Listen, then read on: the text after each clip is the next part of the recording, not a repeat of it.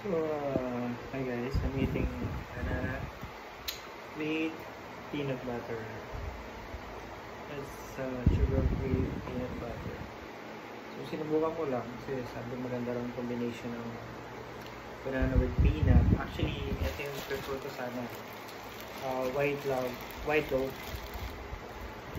So, ang bilis na magpa-spike ng sugar niyan. Concern tayo sa sugar, syempre.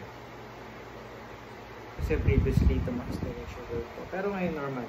Dahil sa diet na. Control lang. So, instead of bread, I'm now eating banana.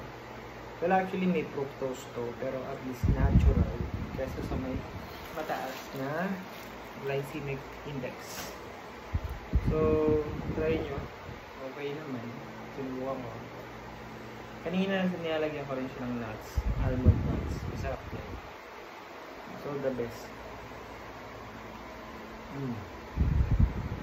Sorry.